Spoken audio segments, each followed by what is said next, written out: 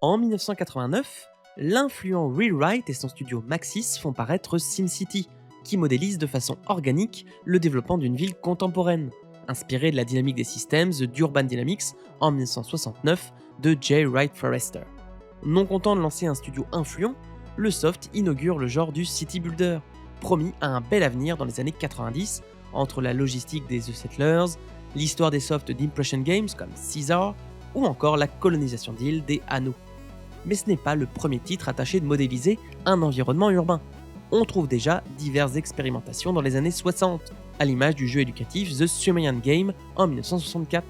C'est pourtant SimCity qui sédimente les composantes du City Builder moderne, modélisant des interactions entre le peuplement, le développement industriel et le développement commercial. Voyons cela. Si les premières expérimentations vidéoludiques commencent dans les années 50, on trouve également des simulations diverses, notamment militaires avec les wargames ou économiques avec les serious games à usage des entreprises. C'est dans cette dernière partie que se construisent ce qu'on appelle aujourd'hui les jeux de gestion. Si ces derniers modélisent des situations économiques avec des dynamiques d'offres et de demandes, c'est plutôt du côté éducatif que commence le City Builder. The Sumerian Games en 1964 est ainsi créé par l'enseignante Mabel Addis. Il s'agit d'un jeu de stratégie textuelle sur la Mésopotamie antique, dans lequel il faut gérer les travailleurs et la production de nourriture pour se développer au fil des saisons, le tout avec diverses remarques historiques à usage des étudiants. Ce principe est repris dans différentes adaptations à la fin des années 60 et dans les années 70, rajoutant d'autres univers historiques, de nouvelles possibilités comme la guerre ou la construction de divers bâtiments, avec même une représentation graphique comme dans Yellow River Kingdom en 1981. Un autre tenant du genre est Utopia en 1981, où deux îles se font face et où il faut développer le mieux sa propre cité pour construire des bâtiments, planter des champs, faire de la pêche et éviter la rébellion round par round. Mais c'est surtout SimCity qui donnera une véritable approche moderne au City Builder. Justement, c'est dans les années 80 que Rewrite se lance dans le développement de jeux vidéo. Son premier jeu est un shoot-'em-up d'hélicoptère en vue de dessus, Raid on Bungeling Bay en 1984. Il s'agit de détruire des usines d'armement le plus vite possible, pendant qu'elles développent de nouvelles technologies et s'auto-alimentent par le ravitaillement. L'éditeur de niveau est si amusant pour Will qu'il souhaite alors en faire un jeu à part entière. Il se passionne alors pour les théories sur les dynamiques urbaines, incluant les travaux de J. Wright Forrester. Ce scientifique, qui a fait paraître l'ouvrage Urban Dynamics en 1969, est d'ailleurs à la base de la simulation World Free, utilisée pour accompagner en 1972 la sortie du rapport Meadows, intitulé Les limites à la croissance. Commandé par le Club de Rome, ce rapport visait à apporter un éclairage sur l'avenir du capitalisme et de la croissance à travers la modélisation de Forrester, vue négativement avec l'épuisement progressif des ressources et la nécessité de réfléchir au développement durable. En tous les cas, l'analyse des interactions de différents systèmes, comme le peuplement et les ressources, est à la base de la fascination de Will qu'on retrouve dans SimCity. Dans SimCity, vous prenez donc la place d'un maire, avec face à vous des lopins de terre, incluant des forêts et des espaces maritimes, ainsi que des variables sur lesquelles jouer, comme le taux d'imposition ou le degré de financement des routes et des services publics.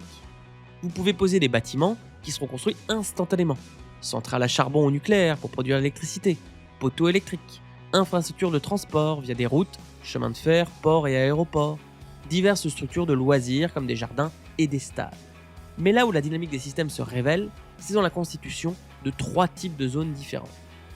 Vous avez ainsi 3 zones qui réagissent à vos bâtiments, mais aussi les unes par rapport aux autres, avec une construction progressive illustrant le développement de votre ville. D'abord, les zones résidentielles attireront des habitants en fonction du travail disponible, des structures de loisirs ou de détente et des voies de transport.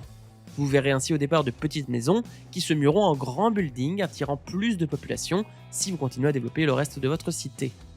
Les zones industrielles vont permettre quant à elles de développer l'activité économique et de contribuer à l'attractivité de votre ville.